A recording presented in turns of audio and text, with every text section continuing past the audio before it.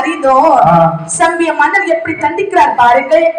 அதே தனியானை மார்களை எனவே தனக்கு என்னுடைய பிள்ளையாக இருந்தாலும் சரி, என்னுடைய வீட்டிற்கு ஆகவே ஆகாது. இந்த 2 பிள்ளைகளையும் கொண்டு காட்டிலே போட்டு விட்டு வந்து விடுங்கள். கொல்லாமல் போட்டு வந்திருக்க. 2 பிள்ளைகளை எடுத்துக்கொண்டு காட்டிலே கொண்டு வந்தார்கள். காட்டிலே கொண்டு போட்டு விட்டு இவங்க வந்துட்டாங்க. தாயார் இசைக்கியமை நீலராஜனமாக அந்த காரணத்தில் இருக்கக்கூடிய காய்கறிகளை புசித்து காலத்தை கழித்து வருகின்றார்கள். நாட்கள் சில கழிந்தது. ரொம்ப நாள் கழித்து ஒரு நாள் தாயார் இசைக்கியமை ஆனவள் தன்னுடைய அண்ணனை பார்த்து சொல்கின்றாள், அண்ணா நாம இனி செய்து இருக்கவே கூடாது. கிட்டி நாம இருந்தோமானால் நாட்டிலுள்ளோர்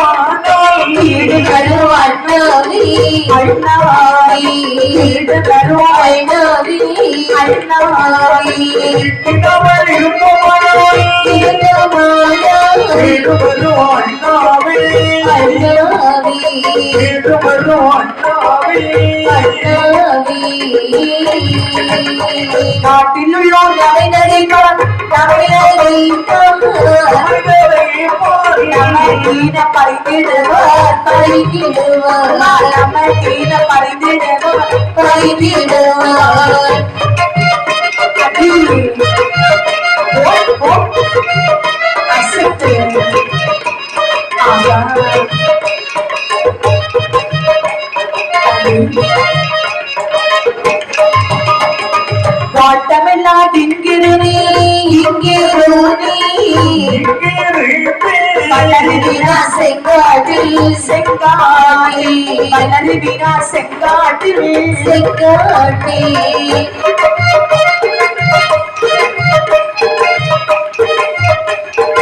அது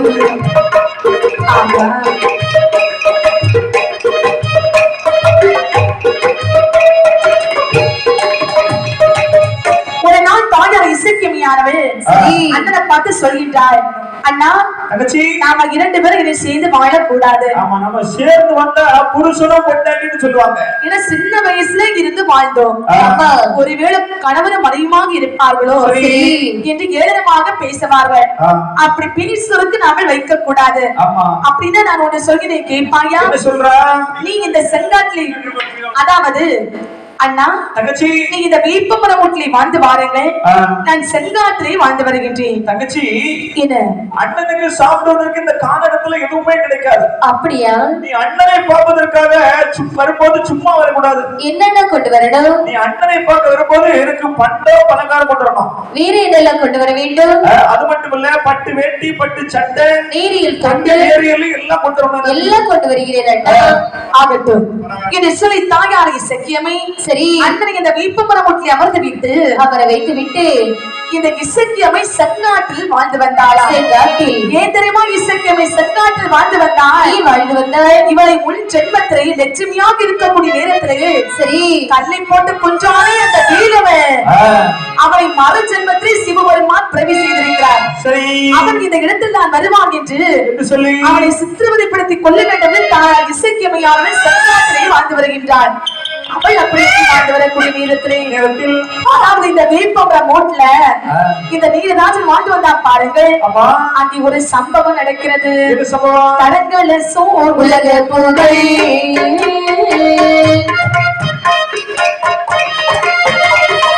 சாஸ்தா வண்டு அமரத்தில்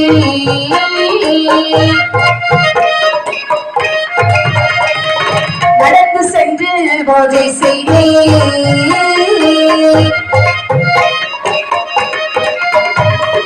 நன்மறையோ பரதாளி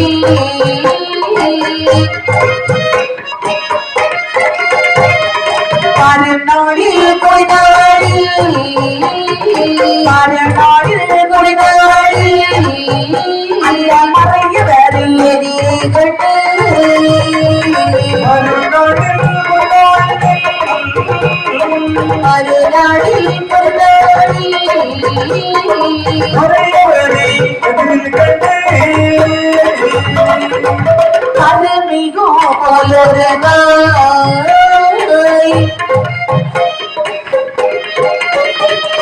பாட்ட வெட்டி இப்படி கொடையை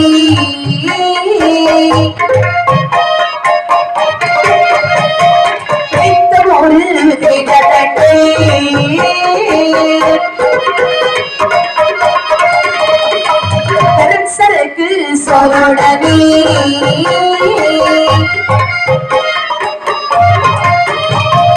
அடித்தனது அவளோடு அடித்தனது அவளோடு அல்ல ஐயனோட ஓடி வந்தார் அடித்தழுது